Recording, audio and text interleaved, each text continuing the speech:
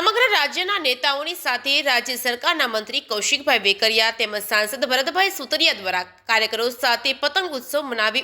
કાર્યક્રમમાં ઉત્સાહ જોવા મળ્યો છે। સમગ્ર રાજ્યમાં ઉત્તરાયણ પર્વની ઉજવણી કરવામાં આવી રહી છે, ત્યારે સામાન્ય રીતે રાજનેતાઓ પરિવાર સાથે ઉજવણી કરતા હોય છે, પરંતુ રાજ્ય સરકારના ઉર્જા અને કાયદા વિભાગના મંત્રી કૌશિકભાઈ વેકરિયા તેમજ સાંસદ ભરતભાઈ સુતરિયા ભારતીય જનતા પાર્ટીના કાર્યકરો નાગરિકો સાથે પતંગ ઉત્સવ મનાવવામાં આવ્યો હતો। સામાન્ય કાર્યકરની જેમ મંત્રી કૌશિકભાઈ વેકરિયા દ્વારા ધાબા પર પતંગ ઉત્સવ મનાવતા મીડિયા સાથેની વાતચીતમાં કહ્યું હતું કે ભાજપનો પતંગ કાયમી ઊંચાઈ ઉપર રહેશે ને ઉડશે। કાર્યકરો સાથે સાંસદ ભરતભાઈ સુતરિયા સહિત નગરપાલિકાના હોદ્દેદારો ભાજપના હોદ્દેદારો ઉપસ્થિત રહ્યા હતા અને સાંસદ ભરતભાઈ સુતરિયાએ કહ્યું કે આજે વિકાસની પતંગ ઉડી રહી છે અને નાગરિકોને પતંગ ઉડાવવા અપીલ કરી હતી। સૌને મારી હૃદયપૂર્વકની શુભકામના પાઠવું છું। જે રીતનો ઉત્તરાયણનો પર્વ લોકો માટે એક તહેવાર અને લોકો સાથે મળી અને પોતાના પરિવાર સાથે ભાઈબંધો સાથે સૌ સાથે મળીને પતંગ ઉત્સવ ઉજવતા હોય છે। આ ઉત્સવની સૌને મારી શુભકામના પણ પાઠવું છું અને સાથોસાથ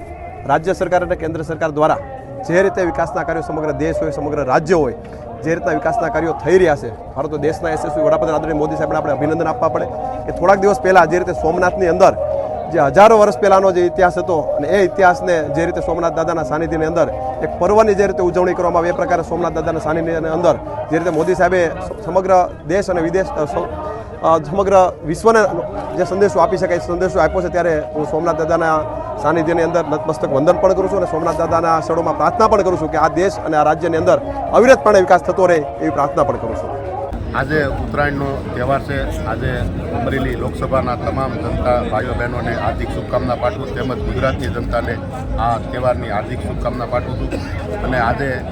આ જે પતંગ ચગી રહી છે તેને હું વિકાસ સાથે જોડું છું ત્યારે આજે વિકાસની પતંગ ચગી રહી છે અને આખા ગુજરાતની અંદર વિકાસ થઈ રહ્યો છે અને હર હંમેશા આવો આપણે સૌ મળી અને આ તહેવારને ઉજવવી, જેમ વિકાસને